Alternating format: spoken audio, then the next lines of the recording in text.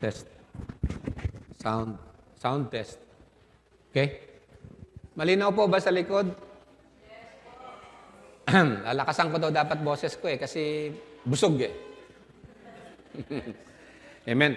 So, dun sa first session po natin, a challenging question was, nung sinabi ng Panginoon that maraming teachers, and sa time ng Panginoong Isus, it was addressed to the scribes and Pharisees, na kung saan they neglect, meticulous sila sa mga maliliit pero hindi baliwala, maliliit na bagay tungkol sa law, but they neglect the weightier provisions of the law, which is justice, mercy, and faithfulness.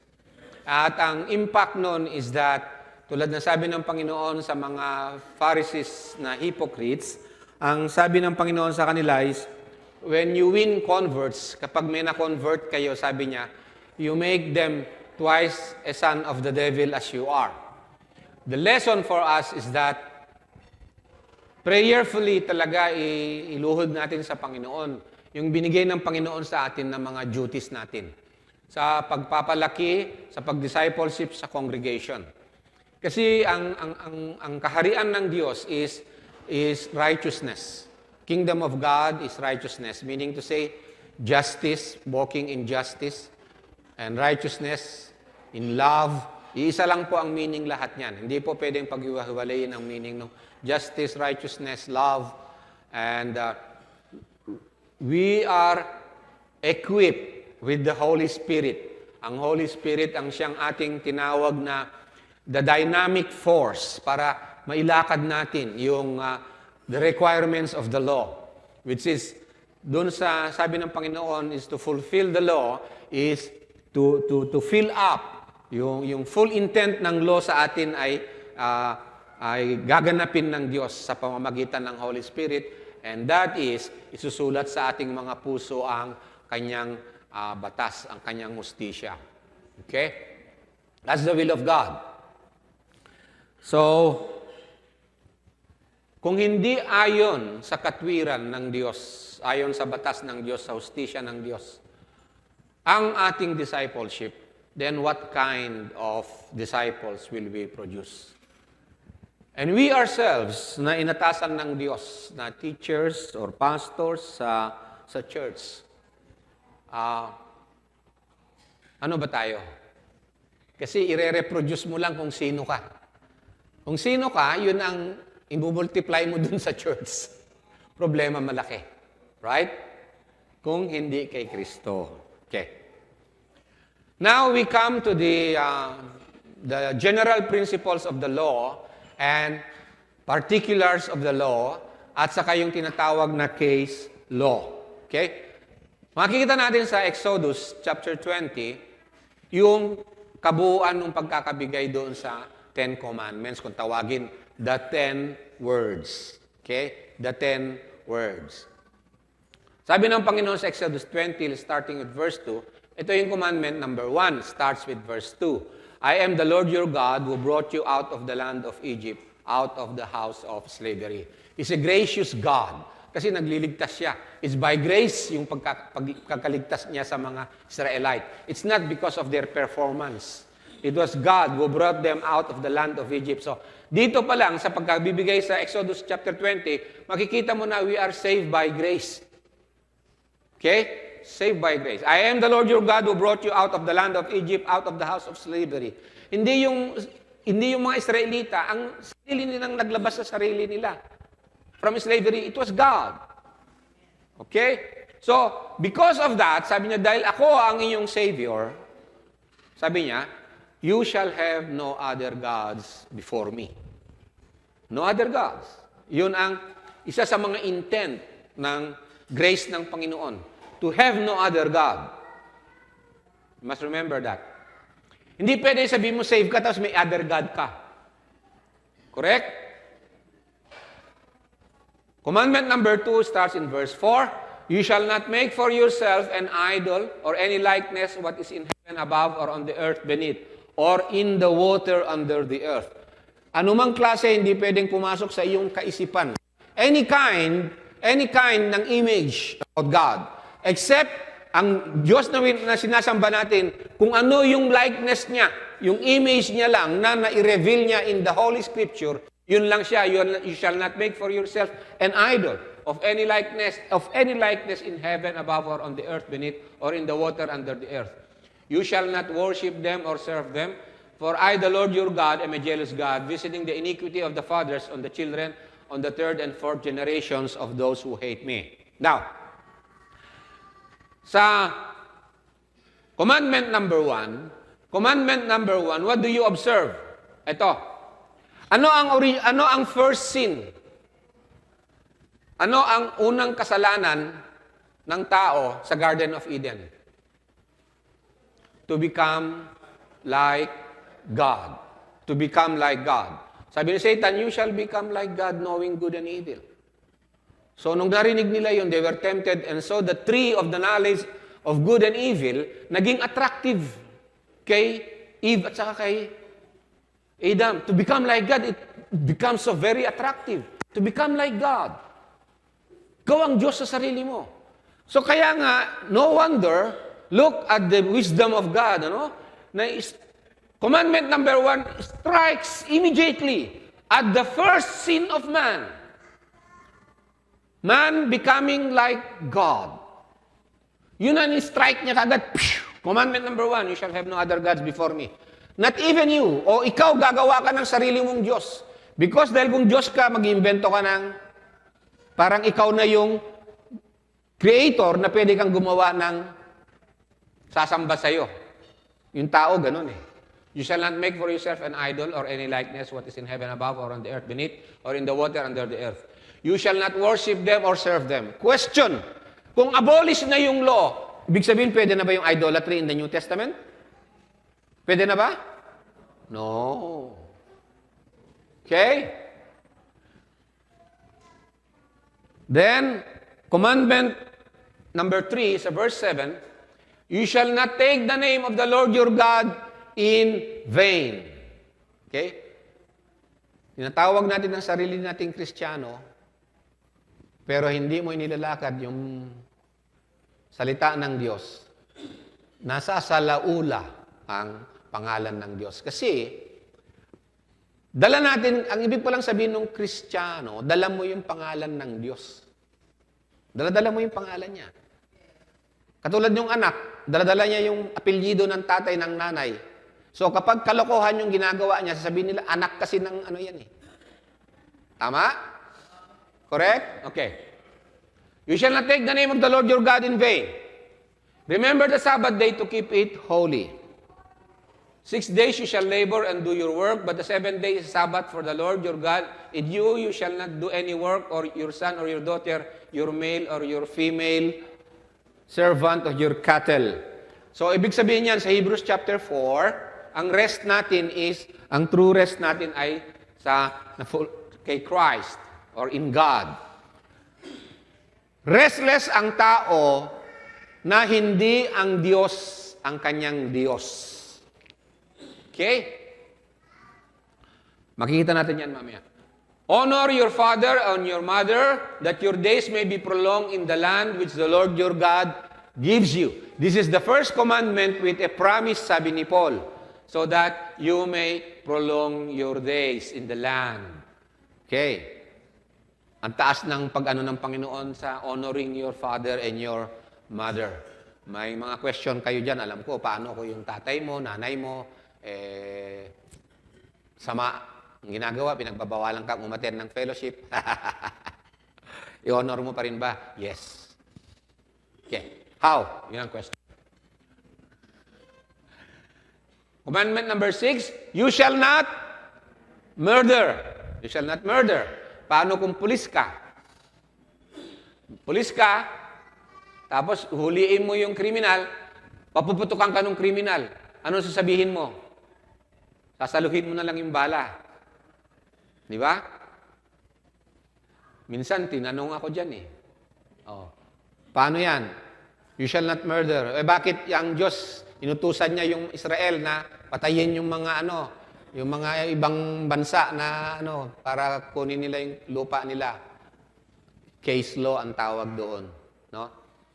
Allowed ba sa Bible ang pumatay? May death penalty ba?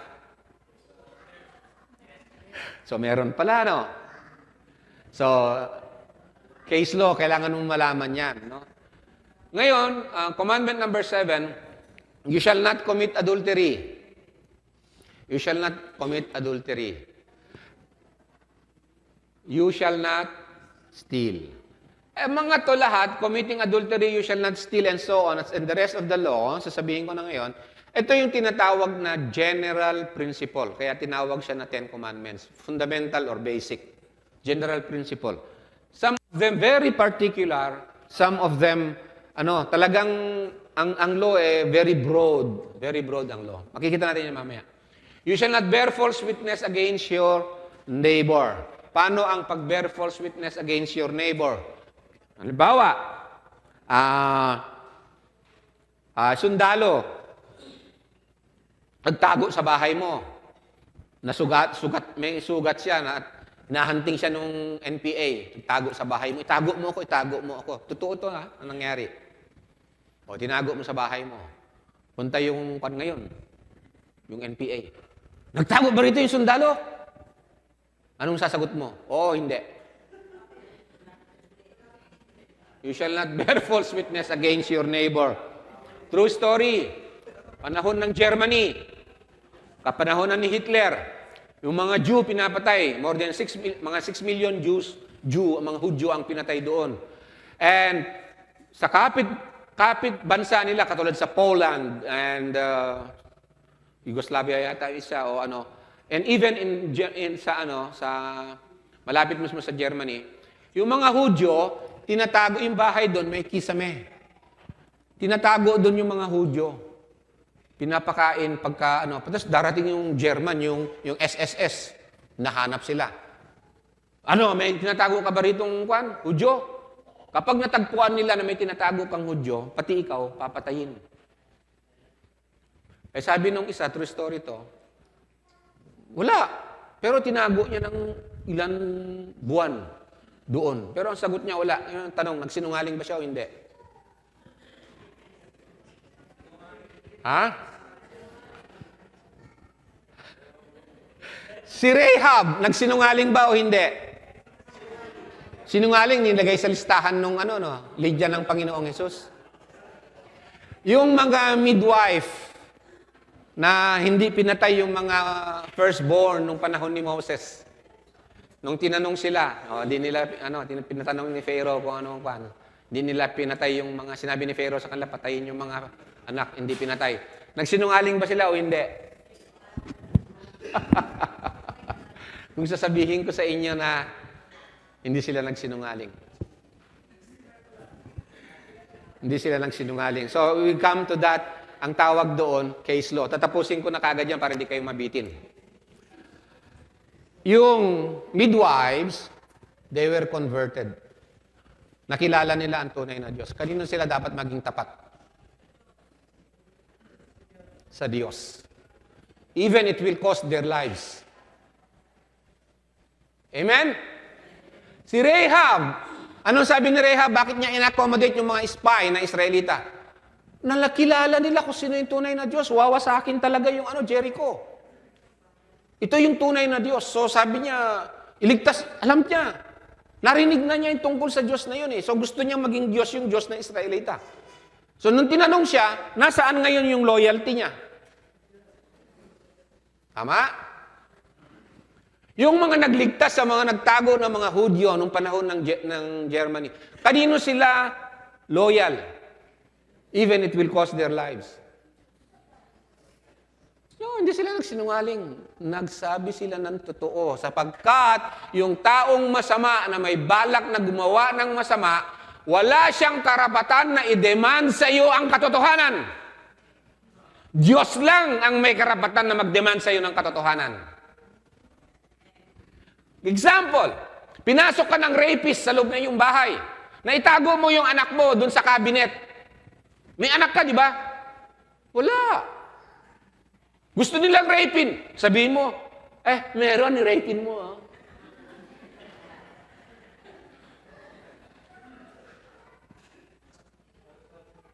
Okay?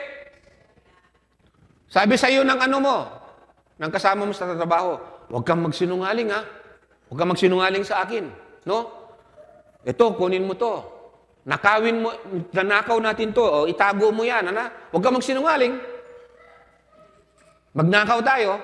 Maging totoo ka sa akin, sabi niya sa iyo, gagawin mo? Tapos, kinonvert ka ng Panginoon? Okay? So, hindi ko kayo bibitinin dun para mabilis ako. Think about it. Ang loyalty natin sa truth is to God. Case law yun, case law. Ito mga general principles ng law. So, you shall not bear false witness against your neighbor. Sino yung neighbor mo dun? Yung rapist o yung tinatago mong anak mo? Don't bear false witness against your neighbor. Sino yung neighbor mo dun talaga? See?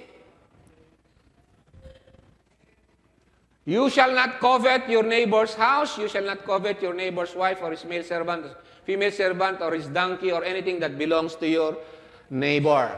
Issue dyan, for example, mga lupa-lupa. Di ba? Yung isang kapatid mo nasa abroad, mayaman na. May lupa na iniwan yung magulang nyo. 4 kayo magkakapatid. Ay mayaman naman na yung 3. So ikaw na lang naiwan, ikaw yung mahirap. So sabi mo, hindi, akin na lang yan. Wala nang ano mga yun. Mayayaman na mga yun eh. Di ba? Akin na lang. No. Ibigay mo yung karapatan nila, justice. Sa'yo yan, sa'yo yan, sa'yo yan. Bahala sila mag-decide kung sabihin nila, bibigay na namin lahat sa'yo. Pero wag mong kamkamin. Clear? Okay, that's 10. Now, i-shortcut natin, no? Bigyan natin ng shortcut. So, I am the Lord your God, commandment number 1. Number 2, you shall not make for yourself an idol.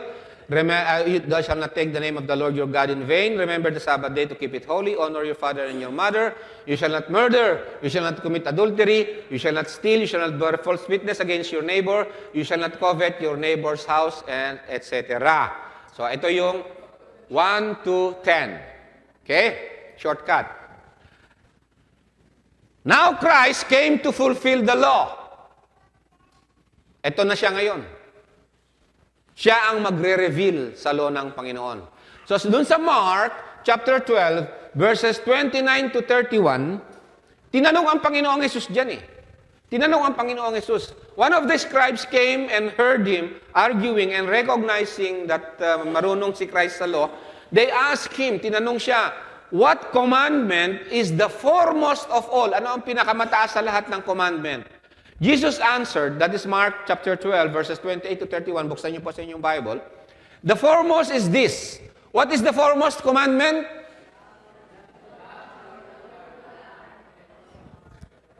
No.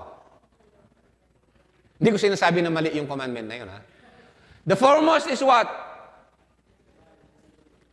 Hear, O Israel, the Lord our God is one Lord.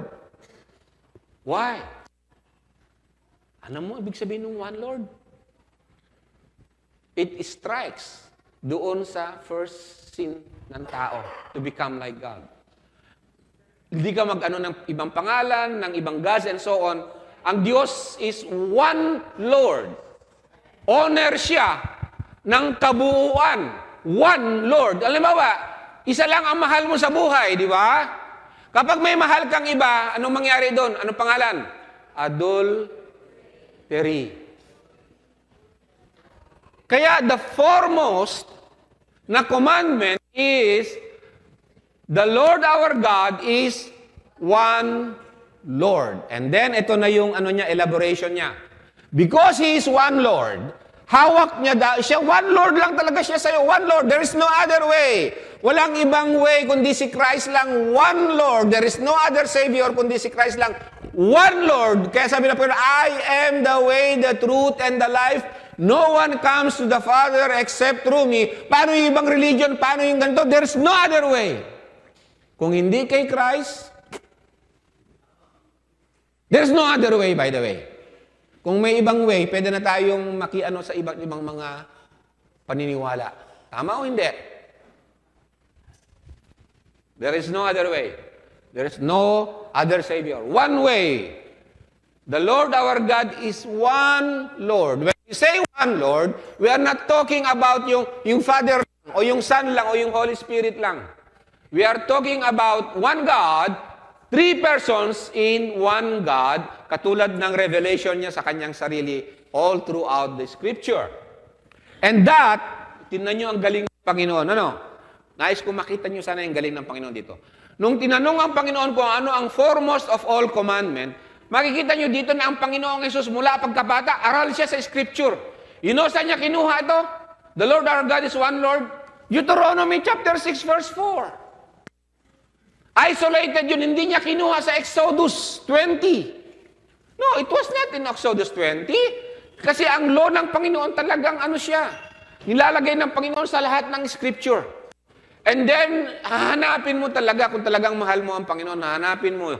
Mas mamahalin mo ang kanyang batas, higit pa sa gold and silver. So si Christ, nung tinanong niya, what is the foremost of all? You look at the wisdom talaga na talagang siya yung author ng law, no? Makikita mo yung kaluwalhatian niya. Deuteronomy 6:4, kinuha niya doon, hindi sa Exodus. Listen, the Lord our God is one Lord. And you shall, application niya or elaboration niya, you shall love the Lord your God with all your heart, soul, mind, and strength. Again, Deuteronomy chapter 6, verse 5. And then love your neighbor as yourself. Nakita ba natin yung summary niyan dun sa Exodus 20 or 21? No. Nakuha niya saan? Leviticus 19, verse 18. Imagine that. What a glory ng Panginoon. And then, it did not stop there. Hindi huminto doon. No? Hindi huminto. Next slide din, obserbahan nyo maigi. Ito na ngayon. Yan. In-explain na ngayon kung ano yung love of your neighbor. Ano ang love? Love does no wrong to a neighbor. Tama, ibalik ko. Yan. Love your neighbor as you love yourself. O, paano kaya yon? To love your neighbor as yourself. Then, ito yung elaboration niya. Love does no wrong to a neighbor. Ito na ngayon yung New Testament. Ina-unfold niya yung intent ng law. Binibigyan niya ng liwanag pa. Lalong pinapaliwanag pa. Okay? Hindi ina-abolish lalo pang pinapaliwanag. Therefore, sabi dito, love is the fulfillment of Romans chapter 13. Again, fulfillment. To fill up, to complete, to bring out the new intent, to bring forth, to give birth. Amen? Dito mo makikilala yung love sa bagong pagkakilala. Yung commandment, hindi old, kundi becomes new. But it's the same commandment, sabi ni John sa 1 John. Okay? Therefore, ito. The 10 commandments are the 10 fundamental moral principles, general or summary precepts of morality. Case law, katulad yung inintro ko kanina, specific cases of the basic principle. Titingnan natin yan mamaya. So that all other laws gives us a specific example of what it means not to kill or not to steal or not to bear false witness. Nasample lang ko yan kanina, para hindi kayo bitin. Or what blasphemy means. What honoring one's parents means. Okay. So, case law.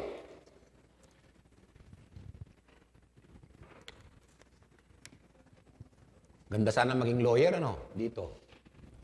Case law. Any given case law may be related to more than one of the 10 commandments. More than one of the 10 commandments yung sometimes eksakto lang sa isa, sometimes related sa marami. Para hindi kayo mabitin sabihin ko. Halimbawa, homosexuality. Homosexuality. Saang kasalanan yun sa Ten Commandments? Saang kasalanan yun sa Ten Commandments? So, okay? Incest. Incest. Ano yung incest? Huwag mong asawain ang iyong kapatid. Tama? Ano pa? Yung first degree, cousin. Up to second degree yata dito. Third. Alam niyo kung bakit? Doon lumalabas yung mga, anong tawag doon? Ha? Ha? Hindi, may tawag eh. Humanoids. Mongoloids.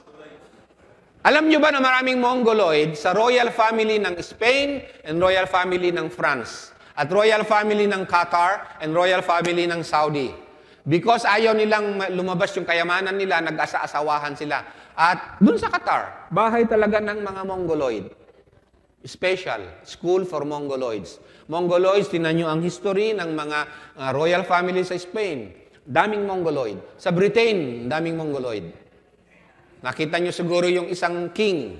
Si King, kalimutan ko yung pangalan. Yung ano siya magsalita. Case law. Okay?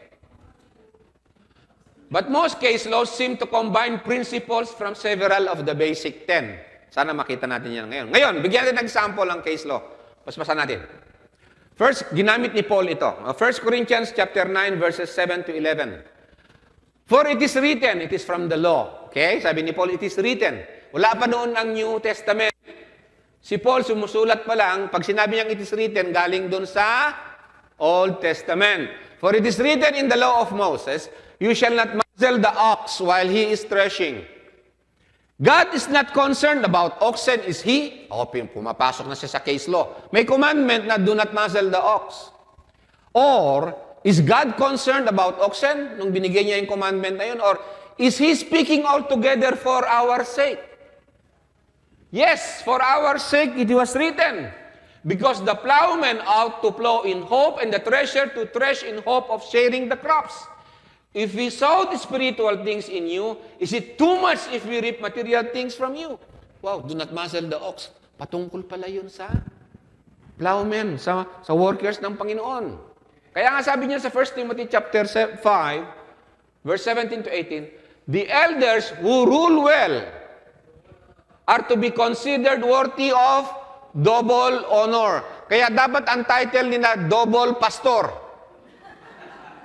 Pastor. Pastor ng mga pastor. Kaya ang nangyari ngayon, reverend. Doble. Bishop. That's not what it means. Ito related ito dun sa do not muzzle the ox. Do not muzzle the ox while is threshing the floor. Hindi mo makita sa Ten Commandments, makikita mo yun sa case law. Are you with me? Okay, what does it mean? Ano ang principle na galing doon sa Ten Commandments, doon sa law? Especially those who work hard at preaching and teaching. Ang ibig sabihin ng double honor sa preaching and teaching na they work hard, ito ang sagot. For the scripture says, you shall not muzzle the ox while he is threshing. The laborer is worthy of his wages. To treat yung teachers nyo, yung pastors nyo of double honor is ibigay yung sahod nila. Hindi masama magbigay ng sahod. Kapag hindi mo binigyan ng sahod, ano ang Ten Commandments na natamaan? Ha? Stealing. Kapag hindi ka nagbigay ng tithes, ano natamaan na Ten Commandments?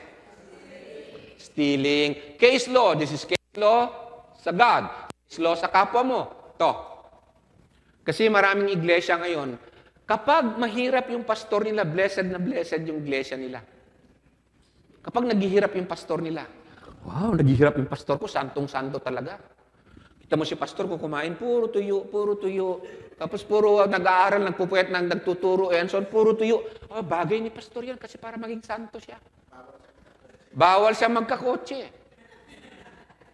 Kailangan hirap na hirap siya. Kailangan yung tsinelas niya luma at saka yung bawal magsuot ng bago yan. Hindi santo yan. Pero sila na congregation, gustong-gusto nilang kumain ng bulalo. Saka karahay.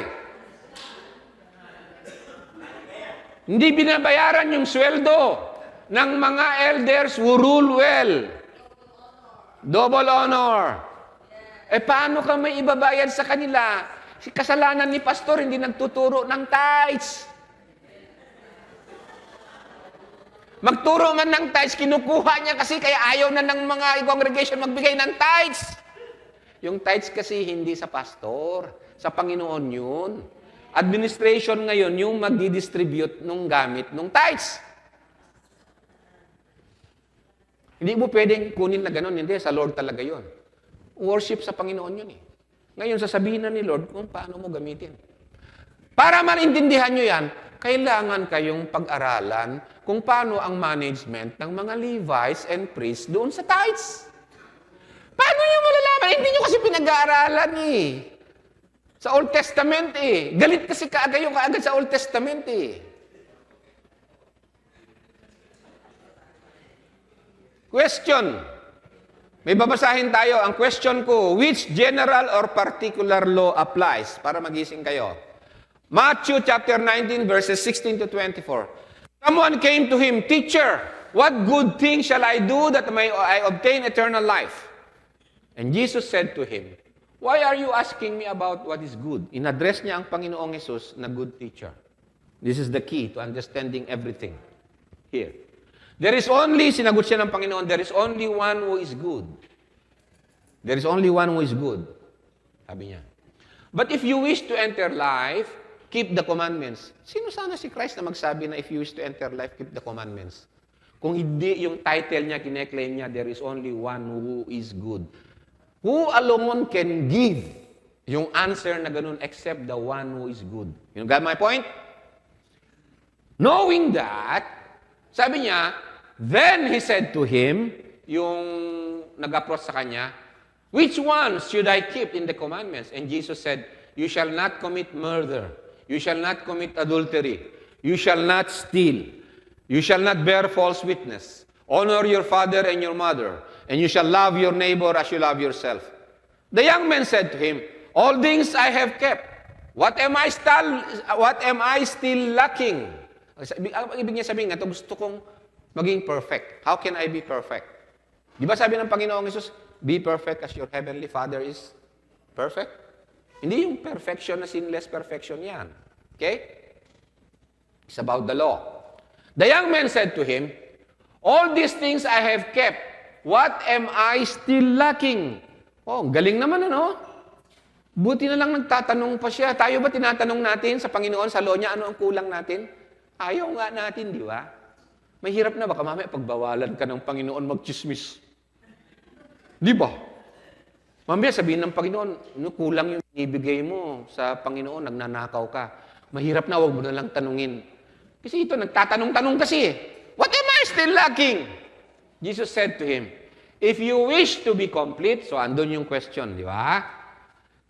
Go and sell your possessions, give to the poor, and you will have treasure in heaven, and come, follow me. But when the young man heard this statement, he went away grieving, for he was one who owned much property. And Jesus said to his disciples, truly I say to you, it is hard for a rich man to enter the kingdom of heaven. Again I say to you, it is easier for a camel to go through the eye of the needle than for a rich man to enter the kingdom of God. Question, which general or particular law applies to that?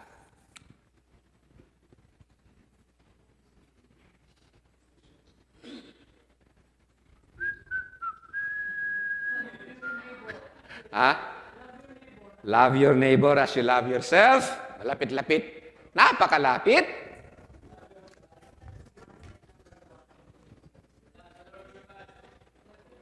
Oh, love the Lord your God. Napakalapit. You are not far from the kingdom of God. Come on. No other gods before me. Ang lapit-lapit na. What is the foremost commandment of all? Hear, O Israel, the Lord your God is one Lord. Look, balikan natin. Tatanong-tanong ka dun sa kilala mo naman na good.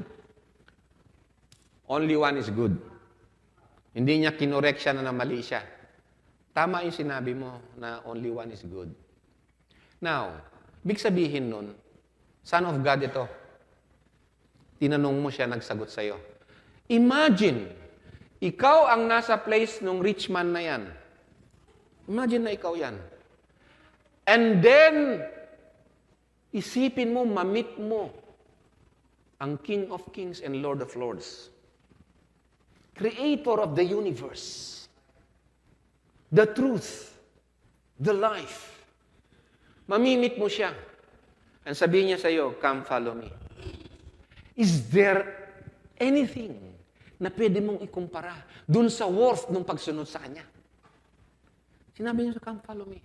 Wow! Tatawagin ka. You see that? And yet, you claim that all these things, 10 commandments na to, mula pagkabata ako, sinusunod ko na. You want to be complete? Show it. Come.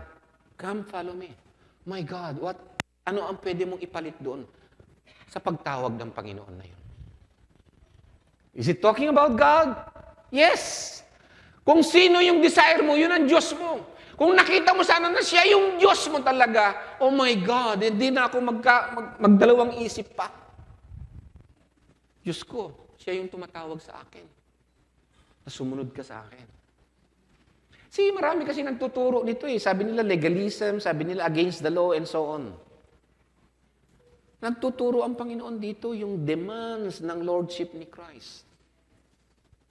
The foremost of all, hear, O Israel, the Lord your God is one. And the next yung sumagot kanina, you shall have no other gods before me. Elaboration niya yun. Nakita mo dito, lumalabas dito, dinidiyos.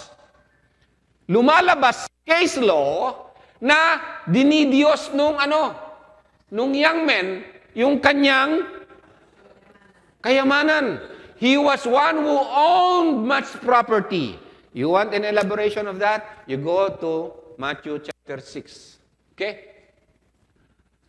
So sabi ng Panginoon, it is hard for a rich man to enter the kingdom of heaven.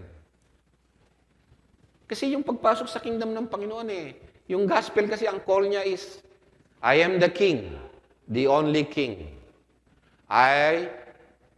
You should have no other gods before me. Ako lang, one Lord. Pastor, kapag meron ka sa congregation mo, nag-disciple ka, and then dalawa ang Diyos niya. Hindi single ang I niya sa Panginoong Hesus. What do you think? Disciple ba siya talaga siya ng Panginoon? Hindi. Okay, paspasan natin. Okay? Ito naman yung nung isang theologian pero hindi ko nababasahin. Itong kwan na to, itong young man na to, hindi niya nakita yung unfolding of the spiritual and far-reaching character of the command. Sabi nung isa kanina, love thy neighbor as yourself. To love thy neighbor as yourself. Sino ang supreme na example nun? Sino? Jesus Christ. Amen? Si Jesus Christ. Di ba namatay siya para sa atin? You are my friends. Namatay siya para sa atin. Ano ang commandment niya sa atin? Carry each other's burden. Do not devour one another. Huwag niyong kagatin, kainin ng bawat isa. Case law of loving your neighbor as yourself. Case law, anong particular or general commandment ang involved dito? I'm showing you now applications of the law. Sa paligid nyo lang, di nyo lang nakikita. Pupunta ka ng toilet. Ano sabi dun sa toilet? Please flush the toilet after using. Bakit? Bakit? Ano yun? Love for your neighbor? Ito. Ano to? Love for your neighbor? Bakit kailangan ng barriers, road sign, barriers, safety harness, signs ng warning signs, poisonous substance, mga ganun-ganun. Bakit? Akala natin safety and health and safety lang yan. Source lahat niyan, ang origins lahat niyan is the commandment of God. Love does no wrong to his neighbor. Define what is wrong. You cannot define what is wrong or justice maliban sa law of God. Hindi pwedeng kunin sa Marxism, communism, and nakabase lahat yan sa commandment ng Diyos. Tanong, nagtapon ka ng basura sa kabila, bakod ng kapitbahay mo. Disobedience to law or not? Kahit New Testament na? Ikaw ba, tapunan ka ng basura sa bakod mo, gusto mo? Love does no wrong to his neighbor. Tama? Teka muna. May aso ka. Anong aso yun? Ano yung native na aso? Askal. Askal, no. Tapos may askal kang alaga. Tapos, tuwan-tuwa ka sa kanya tuwing umuwi ng bahay. Pero yung aso mo, kung saan-saan tumatae. Di ba? Masaya ka lang dahil sa kapitbahay mo siya tumatae. Nung sinabihan ka na yung aso mo naman, linisin mo naman yung tae niya, bakit? Bakit ko lilinisin yun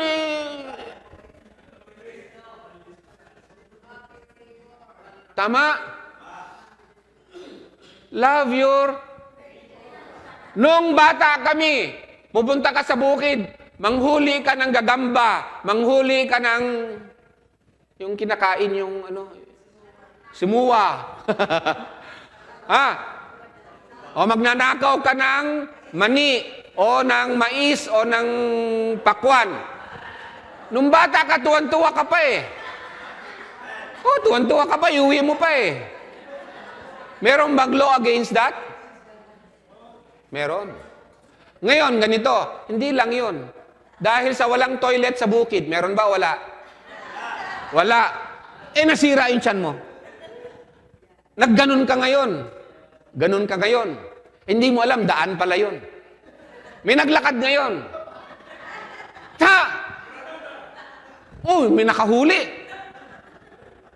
Tapos tiningnan pa. Ano ba to? Sabing ganon.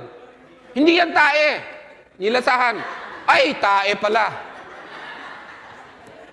Is that in the law? Is that in the law? Anong case law? Tell me the verse. May premyo yung makapagsabi ng verse na yan. No?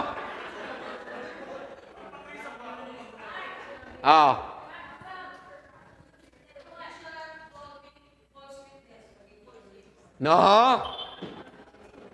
I'll give you a keyword. Tapos na, expire na yung premyo. Kung English ang inyong Bible, look for the word spade. Spade. S-P-A-D-E. Spade. Sabi niya, para sa mga pag pumunta ka makibakbakan, magbaon ka ng spade. Alam niyo yung spade? Pala. Pagka bukas, hukayin mo ng ganyang kalalim, doon ka magdumi sa kamutakpan. Nang sa ganon, sabing ganon, iwanan ko assignment nyo yan. Kapag ang Diyos dahil ang Diyos nandoon sa inyong kampo para nang sa ganun ay hindi ninyo malapastangan ang kabanalan ng Diyos. Oh, case law. My question is this. Yung neighbor mo kung doon ka tumae at naapakan niya, is that love? Is that holiness? Is that holiness? No. Yes. Yes, it's not holiness. It is holiness na ikip yung... So ngayon, kaya nga ngayon, civilized people ngayon, meron na silang toilet bowls. Correct? So, flush the toilet after using. Cite a present-day case. Exodus 21:33-36. If a man opens a pit or digs a pit and does not cover it over, an ox or a donkey falls into it, the owner of the pit shall make restitution. He shall give money to its owner and the dead animal shall become his. Cite me a modern example na application ng case law na yan. It's a case law of loving your neighbor. Justice. By the way, this is justice. It also involves mercy. It also involves restitution. Therefore, kapag gumawa ka ng bridge, huwag mong bawasan yung bakal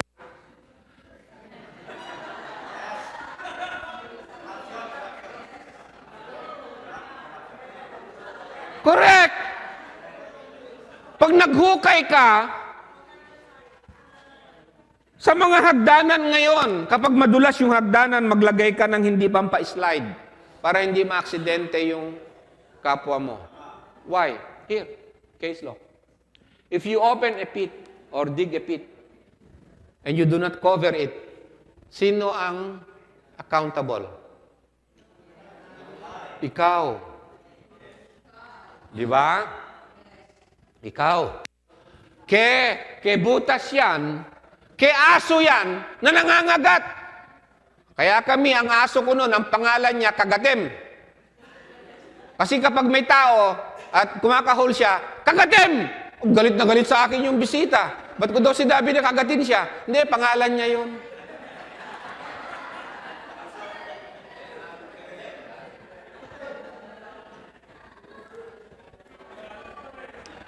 Ikaw ba magpapa-injection? Ikaw! You shall make restitution. You will give money doon sa na-damage mo. You see? This is love. This is justice. Sabi ng Panginoon, you hypocrites, sabi niya sa mga scribes and Pharisees, you give tithe sa ganito and so on, but you forget the weightier provisions of the law, which is justice, mercy, and faithfulness. Religious ang mga Kristiyano, ang mga born again. Pero hindi sila trained sa justice, mercy, and compassion. Cite a present-day example. If one man's ox hurts another so that it dies, then they shall sell the live ox and divide its price equally, and also they shall divide the dead ox. Or if it is known that the ox was previously in the habit of goring, yet its owner has not confined it, he shall surely pay ox for an ox, and the dead animal shall become his. Give me an example. Modern day. Let's move on. Iwan ko sa inyo na assignment nyo yan. Deuteronomy 19 verses 15 to 19. Cite a present-day case. These are case laws. Hindi mo makita direct dun sa Ten Commandments. They are called case law. A single witness shall not rise up against a man on account of any iniquity or any sin which he has committed. On the evidence of 2 or 3 witnesses, a matter shall be confirmed. Bigyan ko kayo ng example na ginamit ng Panginoong Hesus yan. Sabi ng Panginoong Hesus, where 2 or 3 are gathered in my name, I am in the midst of them. What is he talking about? A single witness shall not rise up against a man on account of any iniquity, of any sin which he has committed. On the evidence of 2 or 3 witnesses, a matter shall be confirmed. Bago ka magchismis, are you a witness?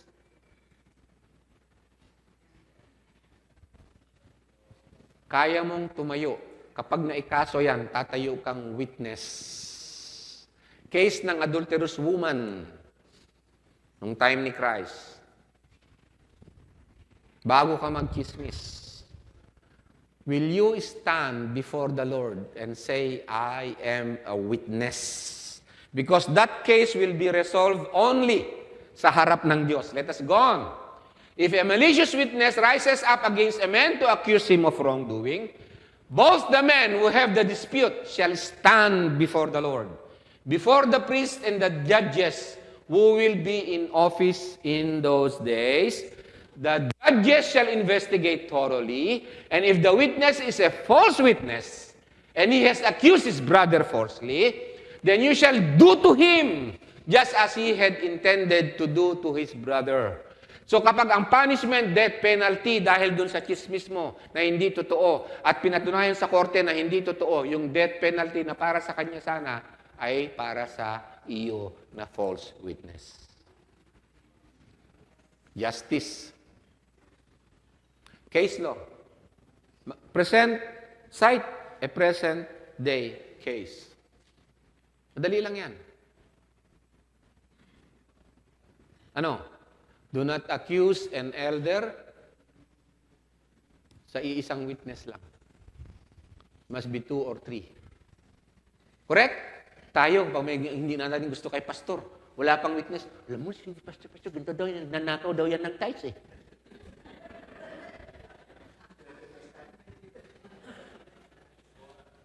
Come on. Ano pa? Slander.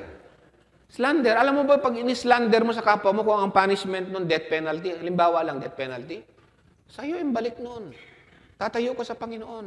Ano sabi ng Panginoon? Ano ang judgment ng Panginoong Hesus dito ng case law ng Panginoong Hesus? Every careless word that you utter, you will be answerable to God. Yes or no? Yes. Case law. What do you think yung mga teachings ng Panginoon? They are all case law.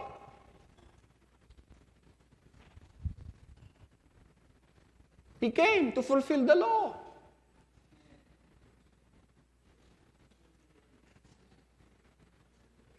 Cite a present-day case. Malachi chapter 3 verse 8. Will a man rob God? Yet you are robbing me. But you say, how have you robbed you? In tithes and offering. Cite an example of that. Come on. Tahimik. Cite an example of that. Wala. Or, ano ang general law na involved dyan? Thou shalt not steal. Okay. Which general or particular law applies? Ito, Ezekiel chapter 18 verses 5 to 9. If a man is righteous and practices justice and righteousness, again, we encounter those words, and does not, how do you practice justice and righteousness?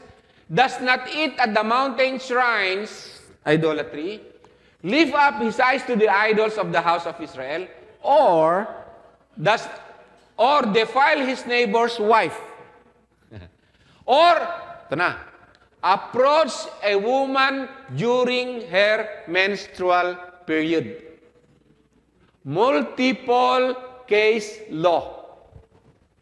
Multiple general principles ang tinamaan sa Ten Commandments. Ilan sa Ten Commandments ang tinamaan nito?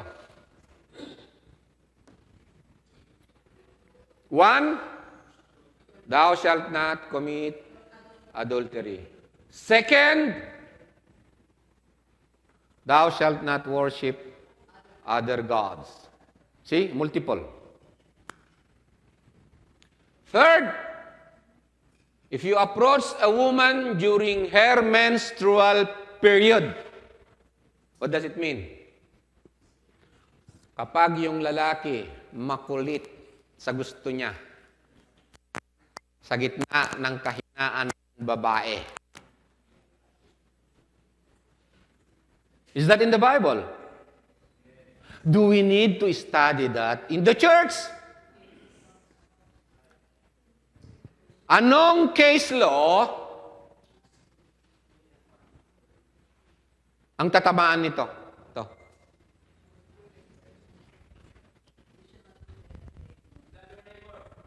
Ha? Anong chapter, anong book sa New Testament? Anong chapter, anong book sa New Testament? Okay, yung isang book is Corinthians, right? That husband and wives, you come together. The husband doesn't own his body. It's owned by the wife. The wife does not own her body. It is owned by the husband. But before you come together, you spend time in prayer. You agree, right? Why? Is that love for wife? Sa menstrual period ng babae, may malaking change at nagpapahina sa kanya sa kalagayan niya na yan. A selfish man, walang pakialam doon. Yung gusto niya, gagawin niya.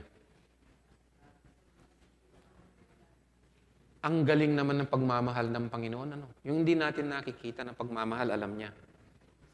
Husbands, love your wives. Ephesians chapter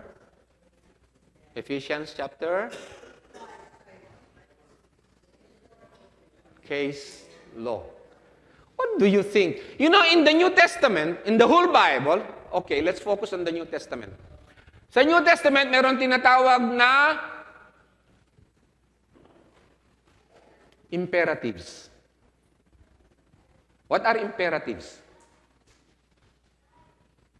Sa New Testament, may tinatawag na indicatives. Ano ang indicatives? Ano ang imperative sa New Testament? Instruction. Strong advice. Nung sinabi sa New Testament na, wives, submit to your husbands. Si husband ngayon, sa gitna ng kahinaan ng asawa niya, hindi, mag-submit ka sa akin. Huwag naman, masakit ako ngayon eh. Nangyayari na sa inyo yan? Ha? Sino nakangiti dyan? Yung mga macho-macho dyan.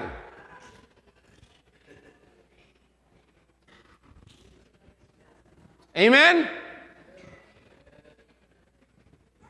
Why we are not studying that?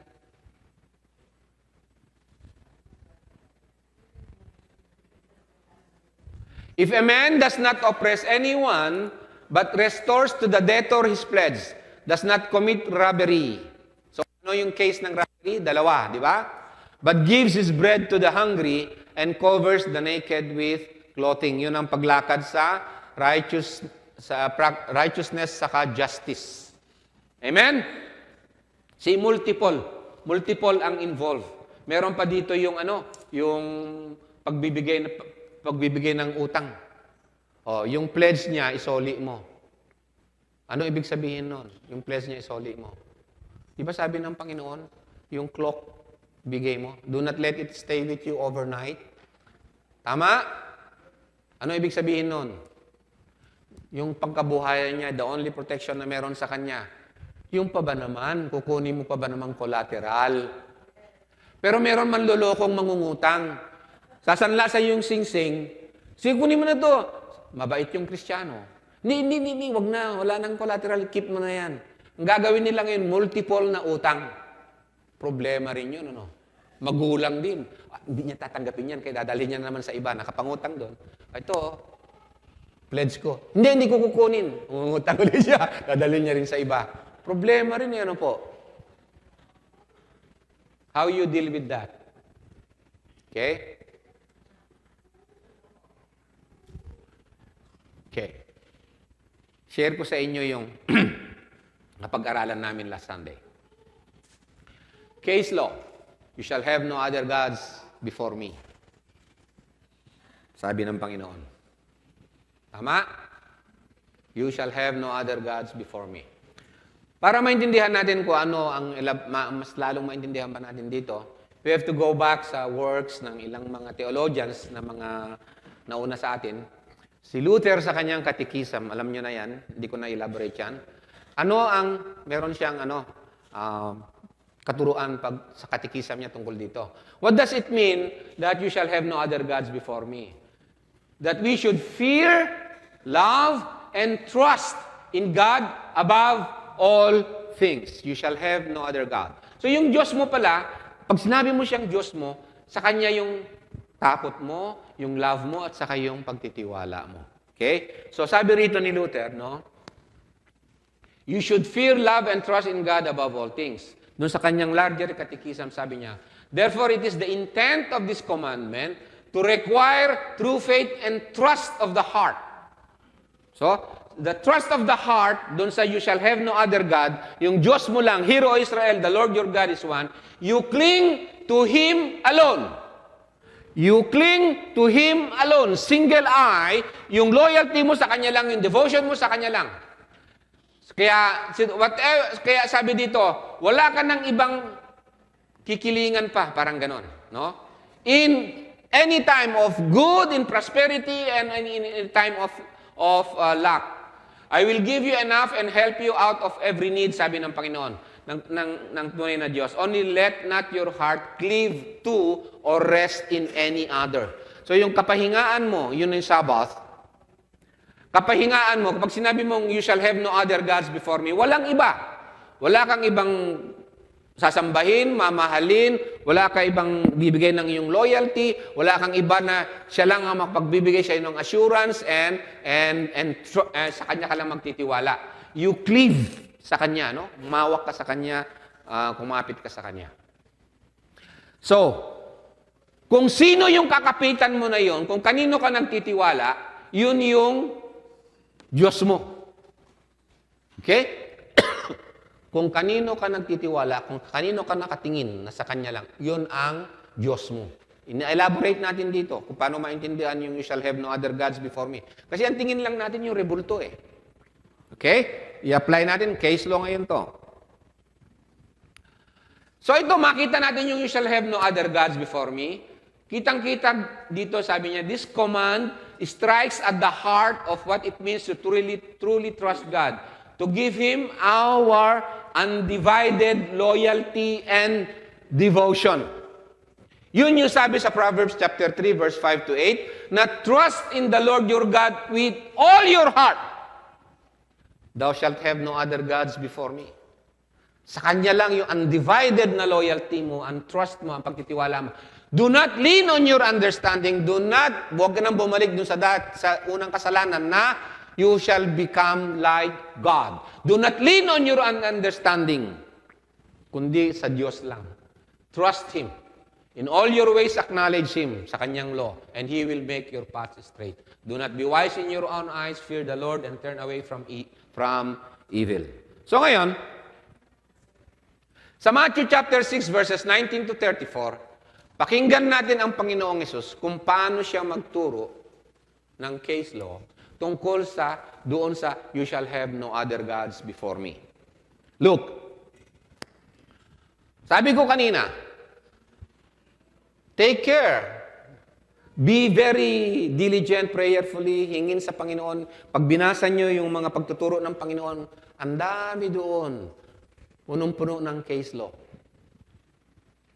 Here, sabi ng Panginoon sa Matthew 6, this is the Sermon on the Mount.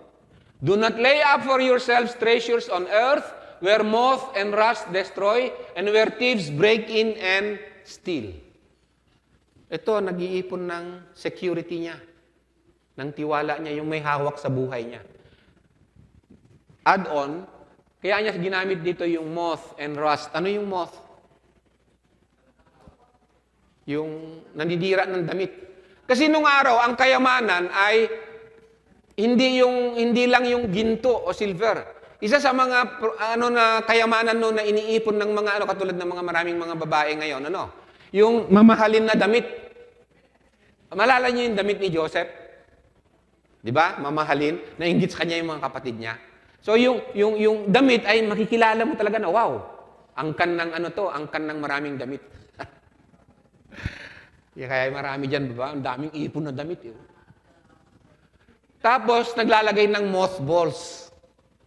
Kasi nung araw, yun nga yung kayamanan nila. Yung silk, yung mamahalin na mga tela, mga ganon. Yung moth, yun ang gustong sirain, mga damit. Yung rust, sinisira din pati kahit damit. No? So ito yung expression na ginamit ng Panginoon. Where moth and rust destroy, where thieves break in and steal. Walang vault nung araw, di ba? But lay up for yourselves treasures in heaven, where neither moth nor rust destroys, where thieves do not break in and steal. Ito na. Where your treasure is, there your heart will be also. Kung sino ang Diyos mo, siya ang iyong mamahalin. Hear, O Israel, the Lord your God is one Lord. Sabi dito, siya lang. Where your treasure is, there your heart will be also. And then, ito na yung one Lord. The eye is the lamp of the body. If your eye is healthy, your whole body will be full of light. But if your eye is bad, your whole body will be full of darkness. If then the light in you is darkness, how great is the darkness? What is he talking about?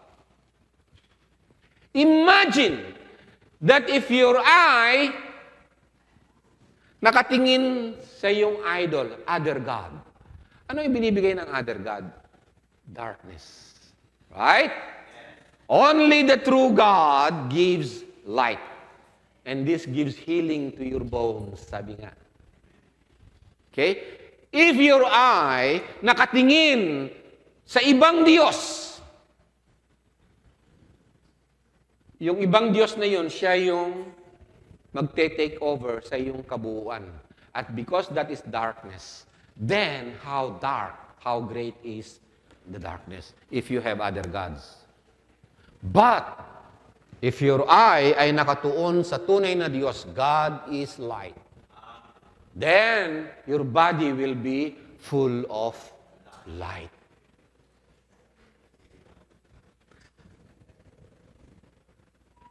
Wala kang titingnan na ibang Diyos. Kaya sabi ng Panginoon, na sandwich doon, sinandwich lahat ng Panginoon yun sa katuruan na no other gods before me. No one can serve two masters, for either he will hate the one and love the other, or he will be devoted to one and despise the other. You cannot serve God and money. You cannot serve God and mammon. You cannot have other gods. God owns your heart singly. Undivided heart. Kaya nga sa mag-asawa, hindi pwede yung yung kanta na may kanta na ganun eh. Ilan ba kami sa puso mo? Parang ganun yata yun. Tuwan-tuwa tayo sa mga teleserye na love triangle. Di ba? May kaagaw ba ako sa puso mo? Kung tayong tao, gustong-gusto natin yung sa'yo lang. Di ba? You cannot serve two masters. You cannot love, you cannot serve God and money. Is money bad? Hindi masama. Ang problem is yung love of money. Therefore, I tell you, do not be anxious about your life. What is your life consist of? Is it the true God or the false God? Do not be anxious about your life. What defines your life? What you will eat, what you will drink, what about nor about your body, what you will put on. Is not life more than food and the body more than clothing? Wow! Maalala nyo yung young ruler na nagpunta sa Panginoon, what will I do in order to be complete sa pag-obey sa law? Sabi ng Panginoon, ang answer ng Panginoon sa kanya is, Thou shalt have no other gods before me. And when that God will call you, you should follow.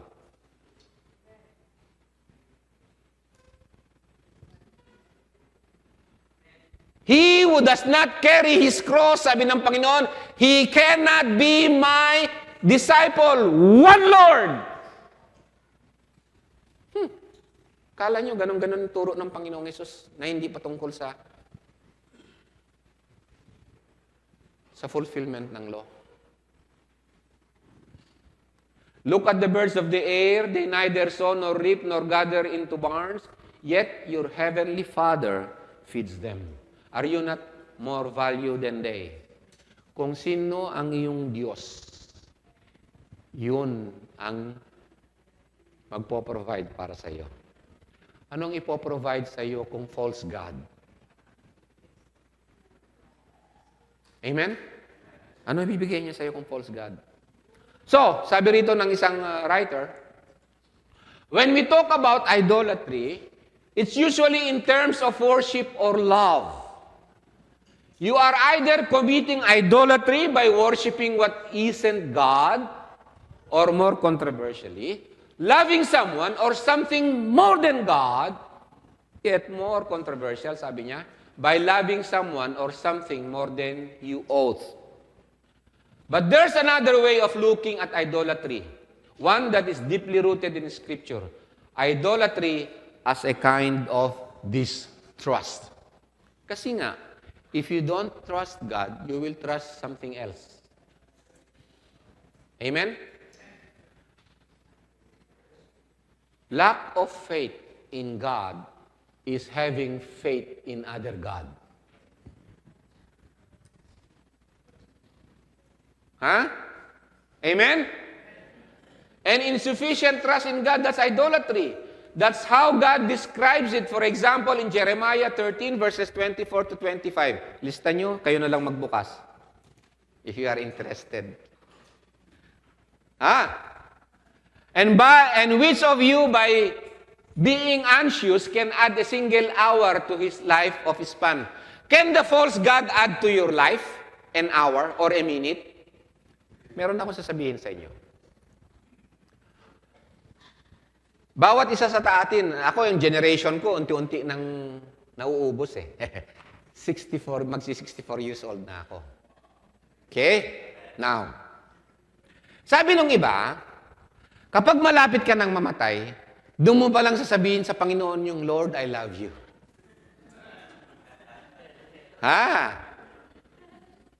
I'll tell you something. Kapag hindi mo na-practice ngayon, pagdating nung oras na yon, hindi mo na kayang gawin. Hello? Kung hindi ka devoted sa Kanya ngayon, don't even think na pagdating doon sa last breath, kaya mong maging devoted kaagad. Do not test God. Hello? Which of you, by being anxious, can add a single hour to his span of life? Why are you anxious about clothing? Consider the lilies of the field, how they grow. They neither toil nor spin. Now listen very carefully. Yet I tell you, even Solomon in all his glory was not arrayed like one of these. Si Solomon, nasa kanya na lahat. Kayamanan, palasyo, ginto, lahat. Maraming asawa, damit na hindi mo kayang bayaran, bilhi, mamahalin. Yet, tinan mo ang wisdom ng Diyos, no? Si Solomon, sa lahat ng kanyang glory, hindi mo pa nga kayang kumpara dun sa lilies of the field. Anong sinasabi ng Diyos dito? Yung lilies of the field, na wala pa yun, they neither toil nor spin, and yet, yung glory nila is much, much more than the glory of Solomon. What comes to your mind? Only God can add life to your life. Glory belongs to God. Yung dinidesire natin na glory, only God can give. And He gives it kung paano niya gusto na ibigay. That's why being anxious cannot add to your life. Kung yung anxiety mo na yan, na pagkabalisa na kala mo yung glory mapa sa iyo, yung security ng glory ng security mo, secured ka sa yung future and so on, that is another God. Amen? But if God so clothes the grass of the field, which today is alive and tomorrow is thrown into the oven, will He not much more clothe you, O little faith? Therefore is the conclusion. Do not be anxious, saying, what shall we eat? What shall we drink? What shall we wear? Di ba yan ang concerns natin every day na pumupunta sa church? Lord, what shall I eat? What shall I drink? Lord, answer my problem. Kung anong pipiliin ko, Lord, lechon karahay ba o inihaw ng...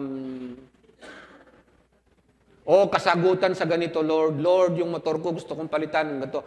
Ang mga prayers natin, puro yung paghingi ng mga, hindi naman masama. Sabi ng Lord, give us this day our daily bread. Pero yung panalangin na give us this day our daily bread, meaning to say, binibigay mo sa kamay ng Panginoon kung ano yung bread na ibibigay niya para yung good for the day.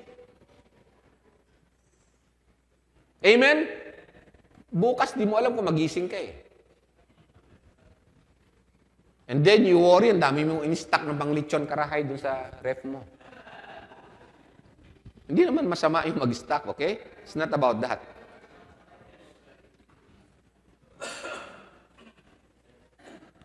Sabi nung isang theologian, this is very good.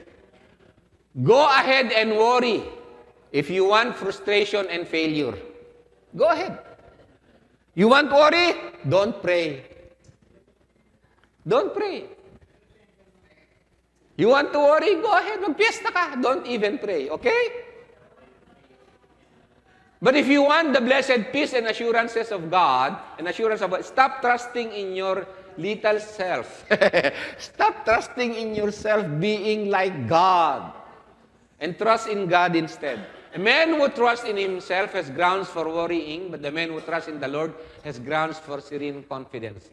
Our God is able, and with Him nothing is impossible. When we by faith become members of Jesus Christ, then we are made partakers of God's unshakable success. Dito, no? Anong case law dito? For the Gentiles seek after all these things, and your heavenly Father knows that you need them all. But seek first the kingdom of God and His righteousness, and all these things will be added unto you. Cite me a book or event sa Old Testament na ito yung case law. Verse 32.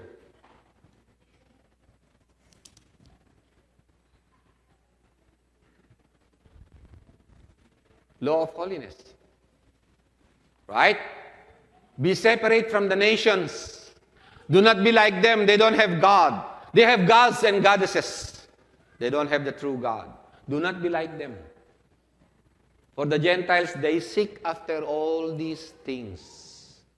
Seek first the kingdom of God and His righteousness. What is righteousness again?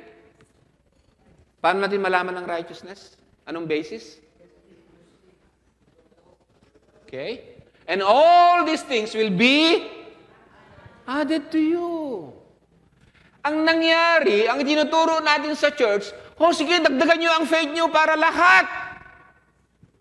Ibibigay ng Panginoon, magbigay kayo ng giving nyo ng 100 pesos. And then magiging 10 times, 1,000 times yan, imumultiply ng Panginoon. So bawat yung congregation, tuwing pupunta ng church, wala nang ginawa yung kundi 100 para maging 1,000. Pero pag 1,000 na ibibigay, duda na. Baka mamaya hindi mag-multiply eh. Pag 1 million na yung ibibigay, meron na ba kayong amana na 5 million? Magkano ang tithes ng 5 million? Kaya niyong ibigay? Kaya niyong ibigay?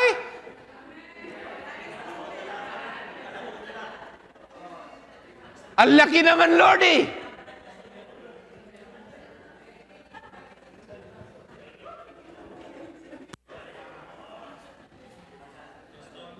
So, pumupunta sila sa church, Hindi masama yung humingi sa Panginoon, right? Kaya lang, ang motibo nagbabago. Pupunta sa church dahil ang gusto lang ay ma-multiply 100 times yung bibigay niya sa Panginoon. Ang sabi ng Panginoon sa kanya seek first the interest of the kingdom of God. And what is one of the interests ng kingdom of God? Is the rule of God. Kingdom is a rule. So ano interest niya? Yung king. Serve the king.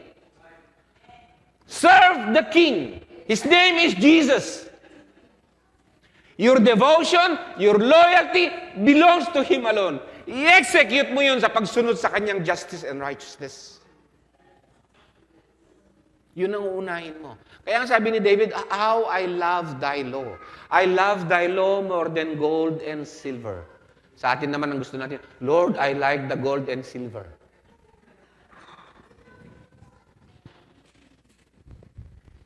Pastors, how beautiful, napakaganda, na pupunta yung congregation sa church to delight in the law of God.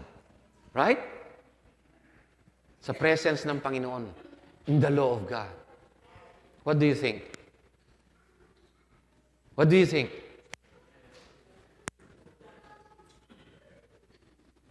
Therefore, do not be anxious about tomorrow, for tomorrow will be anxious for itself. Sufficient for the day is its own trouble. Ito ang komentary ko. Sadly, for many 21st century Christians, Christ's words in Matthew 6 verses 19 to 34 hold a different meaning than they did for the early martyrs. Do you know about the martyrs, Christian martyrs? Alam niyo ba? Mga naunang mga Kristiyano. Do you know that many of them are called martyrs? Many Christians today, without realizing it, undermine o minamaliit o binabaliwala yung law of God. They are more concerned on the personal or hidden will of God and economic issues rather than the moral will of God. Let's go back to the ancient of days. So mga naunang mga Kristiyano. Ito nung ipangaral ng Panginoon, itong Matthew chapter 6. What was the date? Paano ito sinagap? Paano ito naintindihan ng mga early Christians? Okay? We know that the birth of Jesus was 04 BC. Okay? The crucifixion of Christ is somewhere there in AD 33. Anong AD?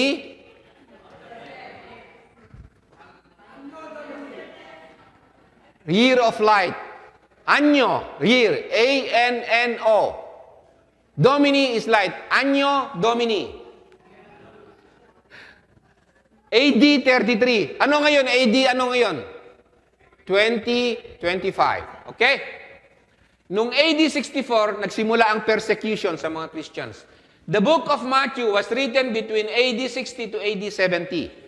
Yung Temple of Jerusalem, go back a little bit in history, para makita nyo yung persecution ng mga Christians, the destruction of the Jewish temple in AD 70. Okay? Resurrection of Christ is in AD 33. Kailan nagturo si Christ nung Matthew chapter 6? Nung bago AD 33. Tama? Okay. So early Christians yung mga tinuruan niya. And then,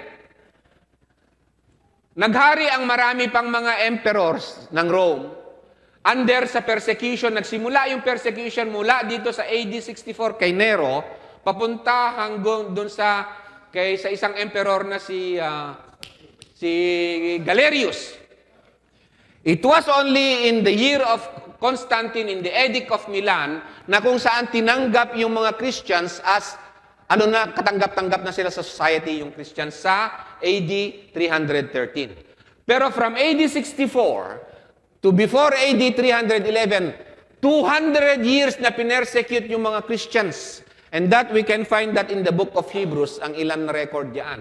In the book of Hebrews, sabi rito, it is a fearful thing to fall into the hands of the living God. Ano ibig sabihin ng to fall into the hands of the living God? Is yung loyalty mo ay aalis ka sa loyalty mo kay Jesus Christ. Meaning to say, you will have other God.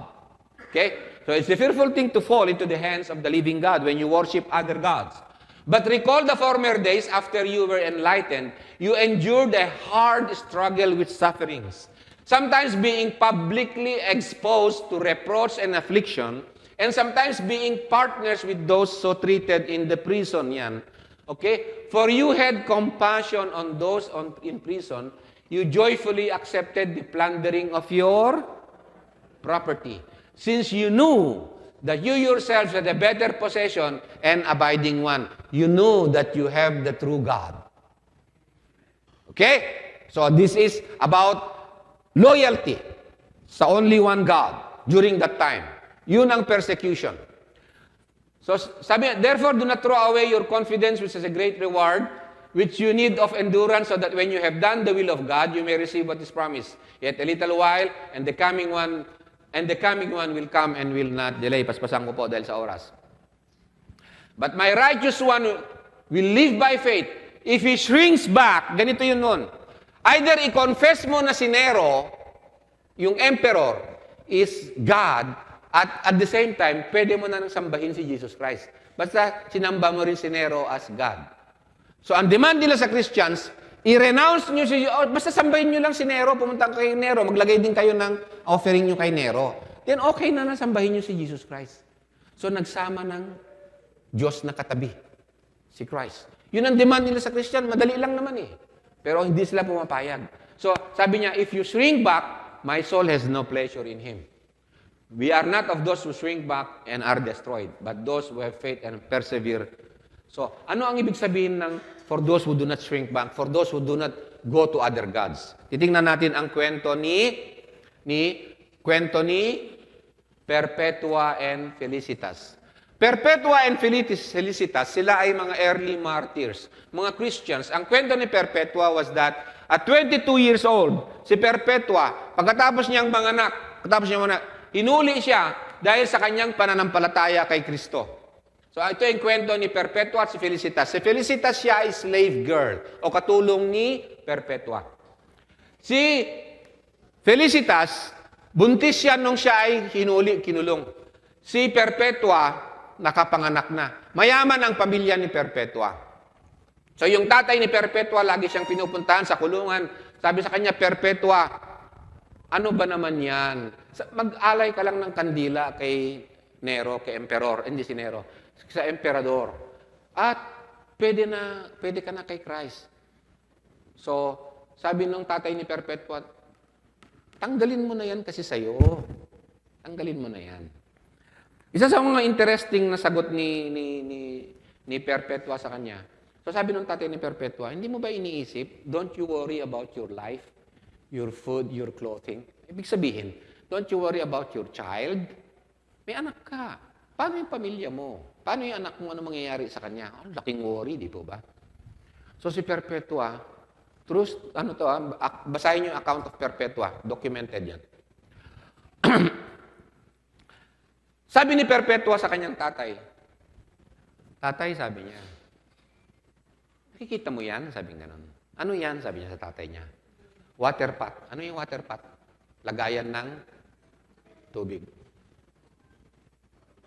Ang pangalan niyan, water pot, kasi lagayan ng tubig. Sabi niya sa kanyang tatay, ako, anong pangalan ko? Sabi niya sa kanyang tatay. Christian. Pwede ba akong mamuhay nang hindi ayon sa aking pangalan? What a loyalty. Pwede ba? Pwede ka bang pamuhay mo? Ikaw ay Kristiyano, tinawag na Kristiyano, ipamuhay mo yung hindi mo pangalan? Kung yung water pot, hindi niya kayang mamuhay ng hindi water pot, how much more a Christian? Sabi niya, hindi ko ipagpapalit si Jesus. Hindi ko ipagpapalit si Jesus, sabi niya. Ay, si Perpetua. Ngayon, si Felicitas, nanganak sa loob ng, kulungan. Premature. 8 months old yung baby. Okay? So sabi ng mga gwardiya sa kanya, ano bang kalokohan mo yan, Felicitas? Ano bang ginagawa mo na yan, na papakamartir kayo para kay Jesus Christ? No? Sabi ni Felicitas dun sa gwardiya, You see my suffering now. Nakikita mo yung suffering now. But someone in me already suffered for me. Sa gitna, hindi masakit na problema sila sa loob ng kulungan and so on. Pati si Felicitas nag-struggle sa kanyang trial. Sipin mo, Lord, yung pamilya ko, yung ganto-ganto, ano ba ito, ano magagawin ko, ganto-ganto. Pero sa iyo ako, Lord, sabi niya, to comfort Perpetua, nagpapakita ng regular na vision ang Panginoon sa kanya.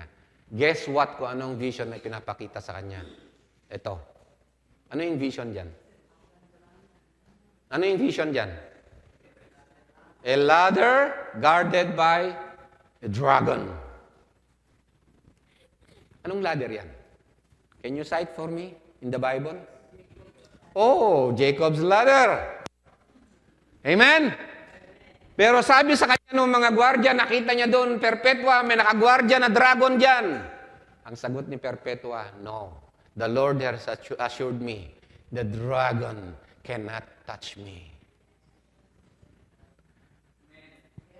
Tanong niya sa Panginoon, Lord, anong gagawin ko dito? Sabi ni Lord sa kanya, ganito sagot ng Panginoon sa kanya, paraphrase, Perpetua, mamamatay ka.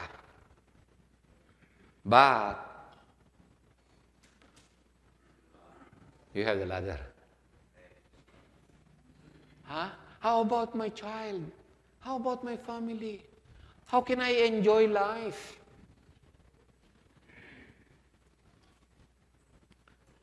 Ganon din kay Felicitas.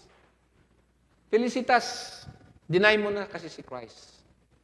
Sabi niya, to deny Christ was worse than death. To follow Him was their first loyalty, no matter what the cost. So, in-execute na si Perpetua at si Felicitas kasama ang 4 pa na mga martyrs. Ang execution nila is yung red heifer na wild, ginutom, pinatapang, and so on. Susuwagin sila doon sa arena. Sinuwag-suwag sila. Nung nasuwag si Felicitas, tinulungan pa ni Perpetua siya na ayusin ni Perpetua ang kanyang damit. Pagkatapos, si Perpetua din sugatan na. Si Perpetua, nasuwag-suwag na siya nung bull. Sabi ni Perpetua, we must all stand fast in the faith. Hebrews, binasa natin kanina, you don't shrink back. If you shrink back, sabi ng Panginoon, I have no pleasure in you. You must all stand fast in the faith and love one another. She called to the other martyrs, do not be weakened but what we have gone through. When the beast failed to kill the women, soldiers came to finish them off. Humihinga pa sila, gumagalaw pa sila, ang dami na nilang suwag. Kaya yung mga soldiers pumunta para tapusin na yung execution sa kanila. But the soldier who came to Perpetua was trembling, nanginginig, hindi niya maitama-tama yung kanyang espada. Ang ginawa ni Perpetua, hinawakan niya yung espada, nilagay niya dito. Shub. But the soldier who came to Perpetua was trembling so much that she had to guide the sword to her throat, indicating that she was giving her life willingly.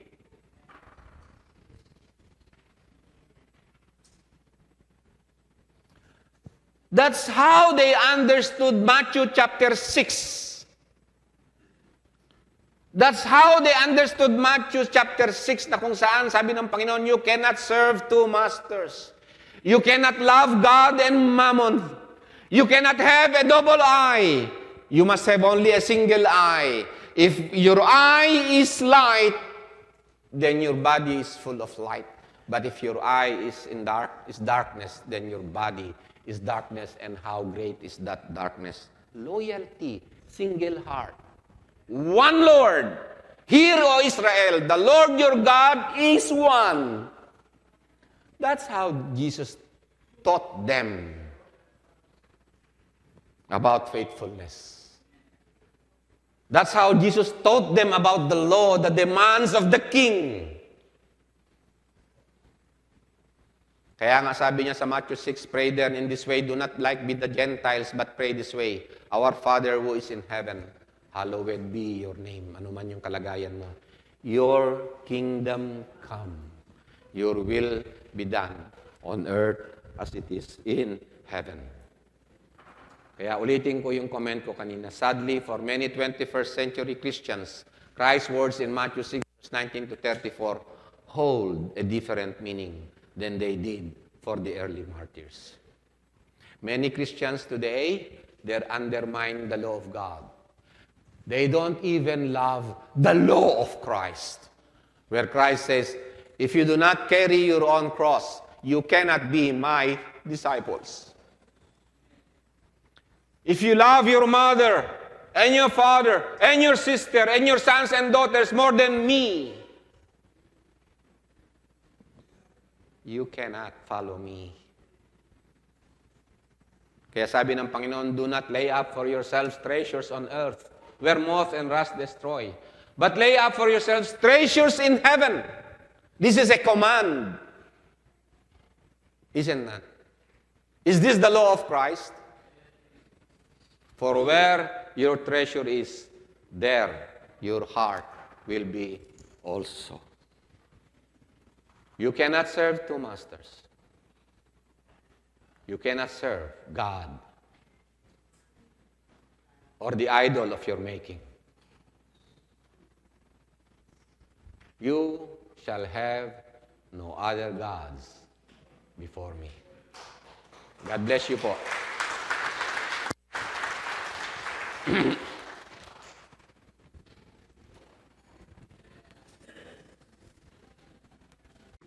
Sa panahon natin, napakaraming mga Kristiyano, mga preachers, pastors, ang ina-undermine nila ang law of God. Ako mismo, napakinggan ko mismo yan sa bibig ng mga pastors. New Testament na tayo, wala na ang law ngayon. Sila'y nag-aral pa sa mga malalaking mga Bible school. Ibig sabihin yung tinuturo sa mga Bible schools. No wonder yung mga congregations nila, ganun din. They hate the law of God. Kaninang umaga, nabanggit ng ating tagapagturo yung Matthew chapter 23 nung tinuligsan ng Panginoong Yesus ang mga Pariseyo. Uulitin ko po yung kanyang keynote sa may Matthew 23 verse 15. Woe to you, scribes and Pharisees, hypocrites, because you travel around the sea and land to make one proselyte.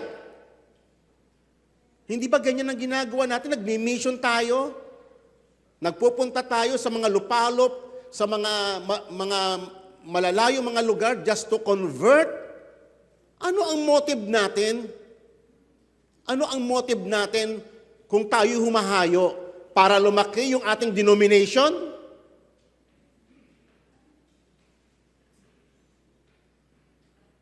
Ang utos ng Panginoon sa atin, disciples all nations, upang maging subject ng kanyang kingdom. Hindi po ba? Upang si Christ ay mag-rule sa kanilang mga buhay. Yun ang goal ng mission. And not to enlarge our own denominations. You hypocrite, you travel around on sea and land to make one proselyte, and when he becomes one, you make him twice as much as a son of hell as yourselves. Ginagawa mo silang mas doble pa ang pagkademonyo kaysa sayo. Napakabigat na statement ng ating Panginoong Yesus as a rebuke sa atin who undermines the law of God. Kanina nabanggit din ang mga nagtuturo ng kanyang kautusan sa kanilang nasasakupan ay ituturing na greatest. Pero yung mga pastors o mga tagapagturo na ina-undermine ang law of God ay ituturing na list sa kanyang kaharian. Nakakalungkot, this is a reality. Ang daming negative notion about the law of God. Amen po ba? Totoo po yan eh. At maaaring dito sa ating bulwagan ngayon ay may ilan na ganon ang kanyang pagkakaisip. Alam niyo ba mga kapatid, no, unang-una, ang law of God, siya mismo ang nag-define ng what is right and what is wrong. Paano niyo nalaman yung right and wrong? Ang law of God, siya mismo ay tinuro niya, ang pakikiapid masama. Bakit mo nalaman masama pakikiapid? Because of the law. Bakit masamang pastanganin ng mga magulang? It is because of the law. It defines, it is the only authority that defines what is good and what is evil. And then tuturo mo sa congregation, wala nang law ngayon. Anong ginagawa mo sa congregation? Na ipinagkatiwala ng Diyos sa iyo, ginagawa mong doble ang kanyang pagkademonyo. Pangalawa, ang law is a means of God, kasi tinuturo nito ang righteousness, it is a means of God upang ang Diyos ay makapag-rule sa buhay ng mga tao na dinidisciple natin. Amen. Pangatlo, ang importance ng law. Alam niyo ba ang law ay reflection ng character of God? Kaya nga ang sabi nga ni David, "Oh Lord, how I love your law." Ganyan pa ba ang tibok ng puso ng mga pastors ngayon? "Oh Lord, how I love your law," sabi ni David. Sabi ng mga modern pastor ngayon, wala nang law. It is despising God.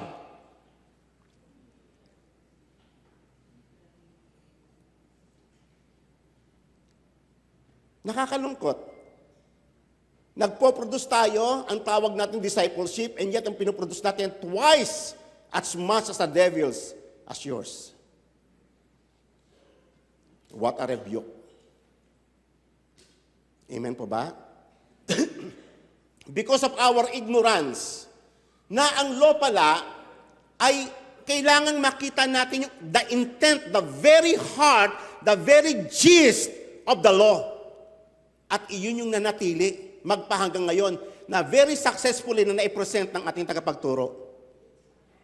Na-miss natin yung intent ng law. Ang ganda ng law. Amen?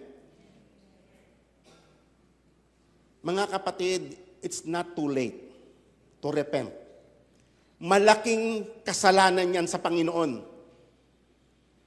Ang i-invalidate mo ang Word of God. Kung hindi na ang law ng Panginoon ang magro-rule sa atin, kaninong law na? Ikaw na ang gagawa ng law. You are now the new lawmaker.